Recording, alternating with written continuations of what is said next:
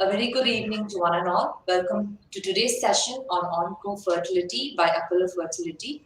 To speak on the topic, we would like to welcome Dr. Meenal Chit Gutkar, our in-house consultant for infertility. She has done her MBBS, DNB, and MNMS. We welcome you, Doctor. You can now take over the session. Thank you so much. Uh, I'm working in Apollo Fertility, Solapur. My today's topic is ONCO Fertility, that is fertility preservation in gynecological cancers. So, gynecological cancers, the major fact is newly diagnosed uterine cancers, ovarian cancer, and cervical cancer under the age of 45 are 6.5%, 12%, and 36.5% respectively. So, there are new cancer cases happening 6.7 million, and there are 3.5 million cancer deaths. Now, 10% of cancer patients are younger than 40 years of age. So we have to understand the percentage of patients who had a first pregnancy after 40 years is approximately 20% and resulting in a higher risk of cancer incidence before the satisfaction of reproduction, productive desire happens. Now, the key issues in patients not completed fertility are like a treatment strategy, which has to be tumor eradication or the excellent clinical outcome, and at the same time, with this changing fertility aware understandings in couples to preserve fertility too.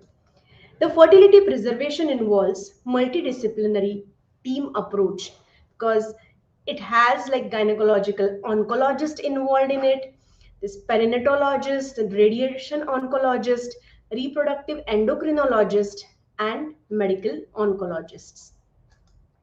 So the causes of infertility in gynecological cancers are because it damages to reproductive organs. So there can be a radical surgery such as panhysterectomy where the complete uterus is removed, ovaries are removed, and sometimes the radiotherapy and chemotherapy given in the pelvic area are also responsible for the gonadectomy and loss of ovarian reserve. So, the causes of infertility in gynecological cancer, which are due to the radiation therapy and chemotherapy to abdomen pelvis, is due to damage to the ovarian follicles, resulting in the follicular atrophy and thus decreasing ovarian follicular reserve. Then there is a damage to the uterus and uterine vessels also, and there is a high risk of permanent amenorrhea and infertility. So, the fertility preservation evaluation is also important, and the choice of a fertility preservation procedure depends on the patient's desire for future fertility, prior fertility history, cancer diagnosis, planned treatment, and most importantly, her age. First step towards evaluating fertility preservation potential is the measurement of the ovarian reserve. And that ovarian reserve defined with day 2 AFC, that is antral follicle count, or AMH, anti-Mullerian hormone in the blood. So these tests do not predict pregnancy or ability to conceive, but they help to provide the individual guidance in decision making for the urgency of this ovarian and ovarian preservation conservation surgeries and these situations. Now the decision making algorithm, which is a really big algorithm where we need to understand first the uh, the female which has the high pregnancy probability or low pregnancy probability. Then we have to understand the type of carcinomas, the severity of the carcinomas, its grading, and which kind of surgeries are required, chemotherapies are required for that women to eradicate that disease. Because the fertility preservation only comes into picture when the severity of that tumor is first taken care of. So, not only the onco surgeons, oncologists, but even the uh, gynecologist, fetal medicine specialist and also the infertility specialist who are responsible for this cryopreservation have the major role in this decision making algorithm for women with the gynecological cancer who want to preserve their fertility. Now, there are different fertility preservation strategies. Like in certain cases of cervical carcinomas, we can go with the conization. Then there can be radical trachelectomy. These are some of the terminologies you might not understand, but they are very important. Like ovaries, which are there in the pelvic area, with transposition of that and keeping that away from the radiation part, and when the one-sided ovary can be kept, that is called as unilateral oophorectomy, and sometimes the progestin-based therapy, analogs therapy, and in with the cryopreservation advancement, we have the embryo cryopreservation, oocyte cryopreservation, and ovarian cryopreservation too.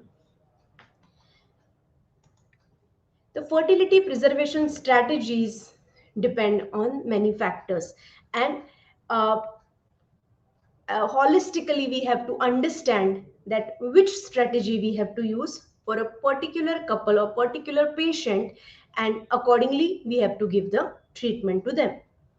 So sometimes it can be analogs, sometimes it can be embryo freezing. Then when the partner is not available, there can be oocyte cryopreservation, there can be immature oocyte cryopreservation, and ovarian tissue cryopreservation also, because in certain cancers we are not able to give the stimulation to the ovary, and that time we have to directly take the ovarian tissue, cryopreserve it, and later on reimplant it in the body. So the embryo cryopreservation, that is the standard things when the partner is available, and it requires 2 to 4 weeks, and sometimes it may delay the treatment also. The risks are like ovarian hyperstimulation, basically all IVF treatments where what we are going to give the medications which cause the ovarian hyperstimulation.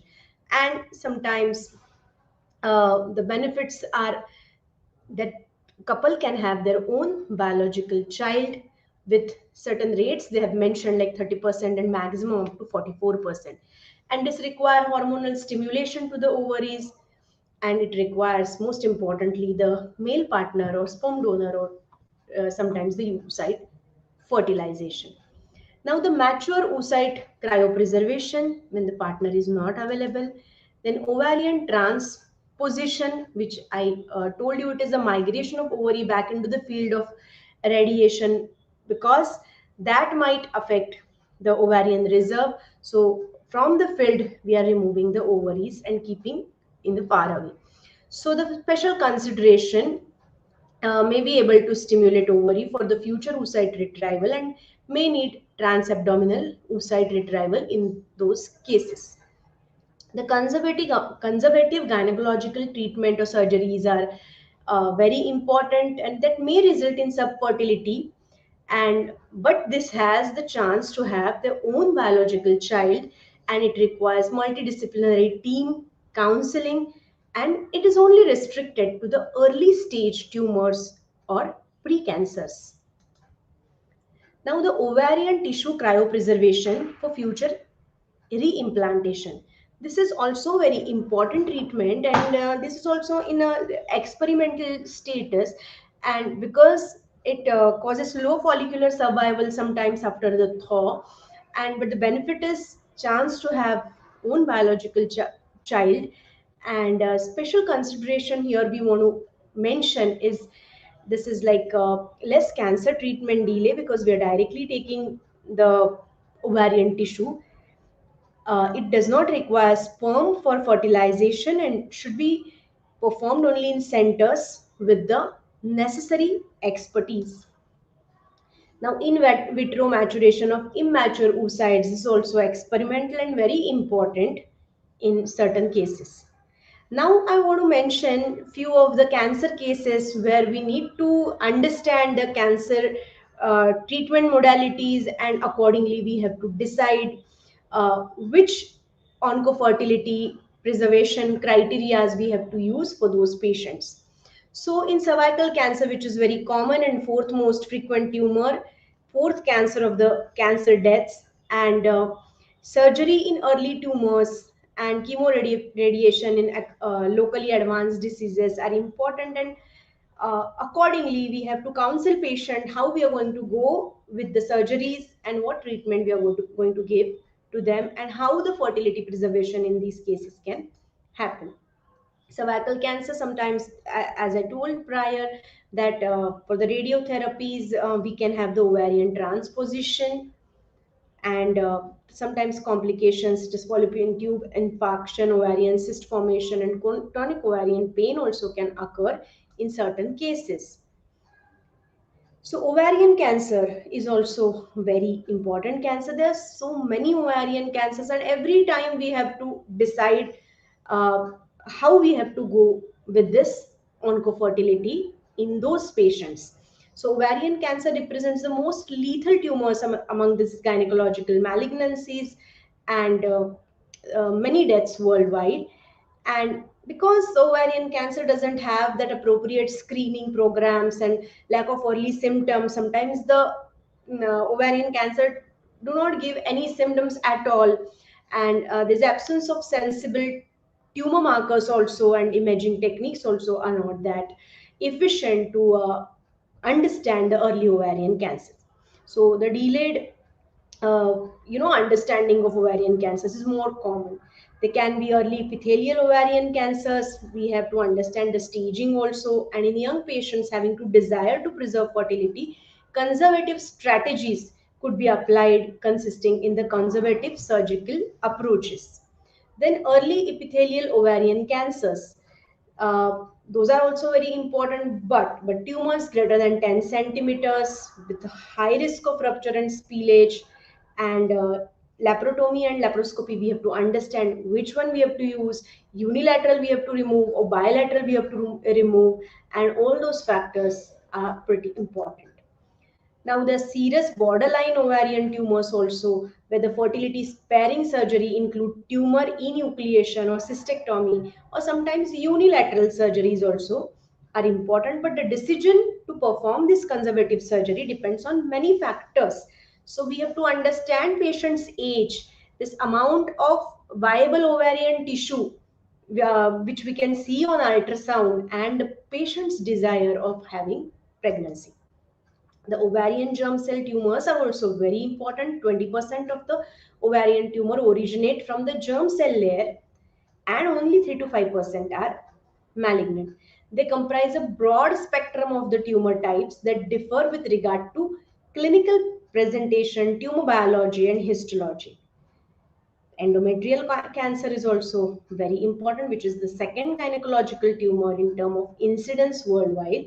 And ideal candidates for the conservative management are the women less than 40 years of age, with the tumor is low grade, not invading myometrium, and who are highly motivated to maintain their reproductive function.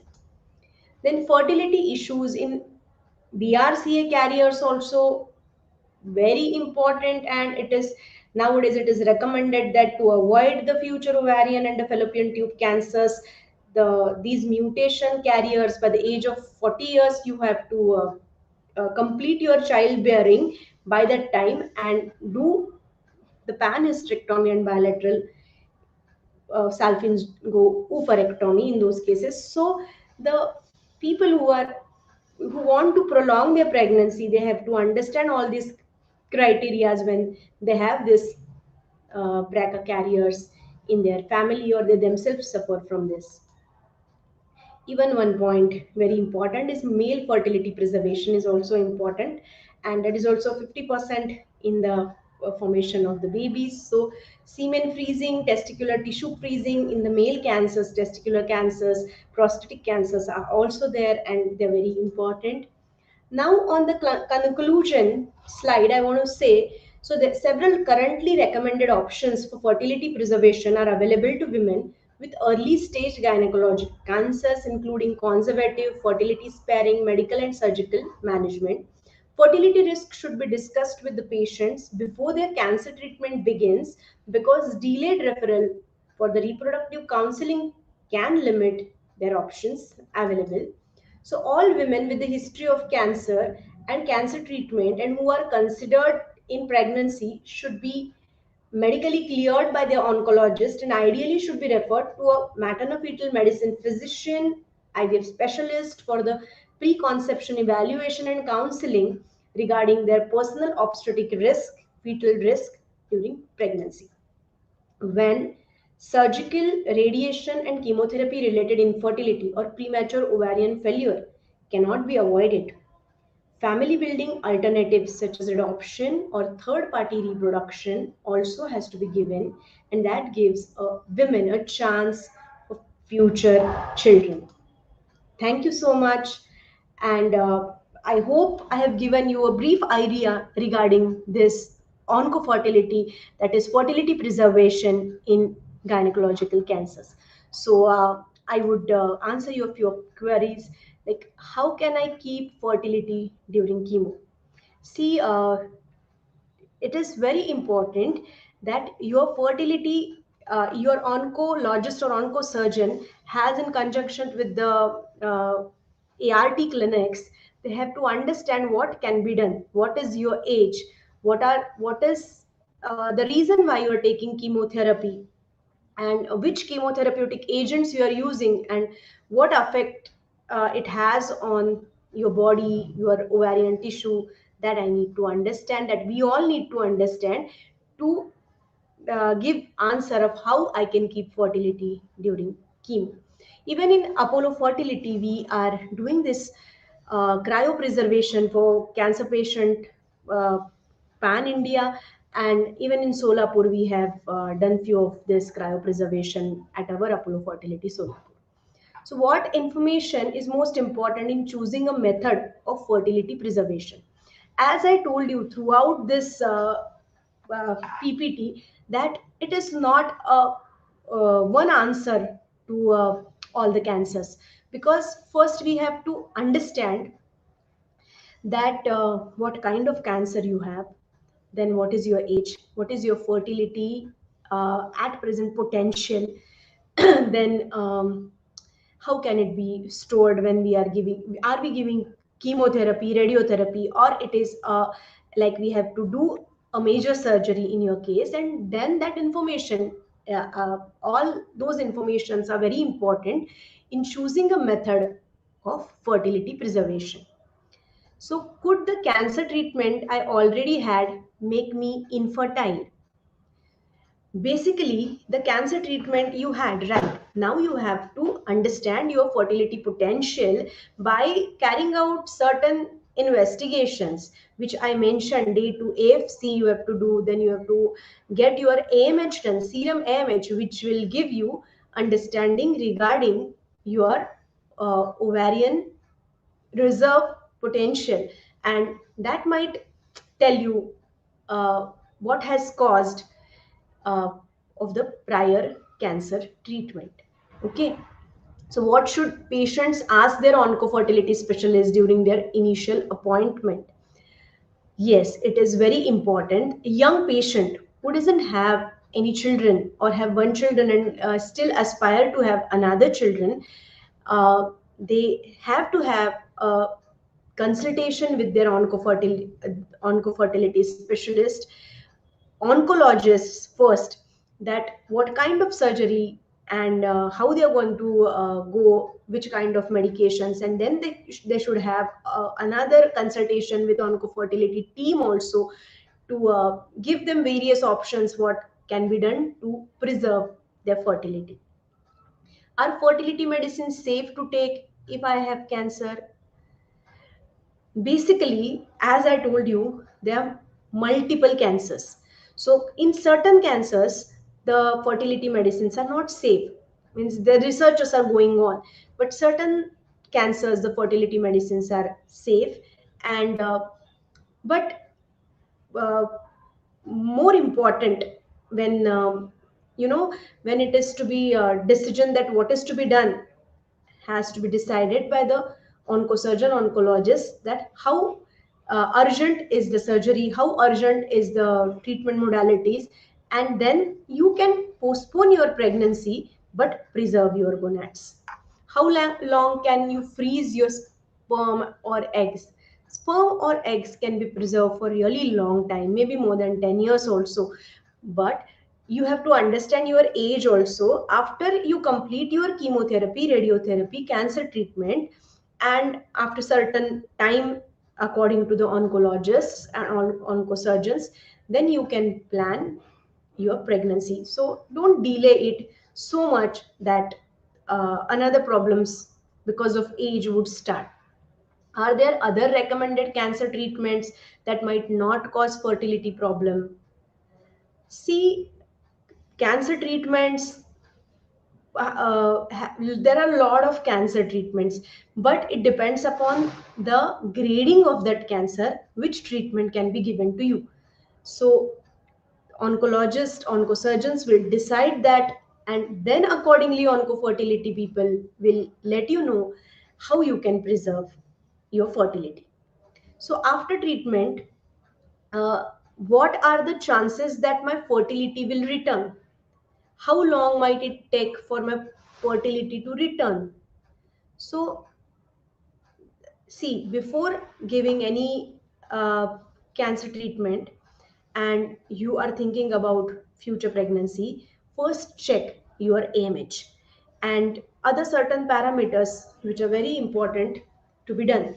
Then we will understand you are in the high fertility potential or low fertility potential. If you are in a low fertility potential, that might lead to complete loss of your fertility after chemotherapy. If you are in a high fertility potential, that your fertility potential will decrease after chemotherapy, that can be done. But to avoid this all these things, it is very important with your oncologist, oncosurgeon and oncofertility people have a discussion and preserve, because nobody knows after chemotherapy, radiotherapy or after major surgery what is going to happen to your fertility. And if you have to be cautious before, then this cryopreservation is very important method.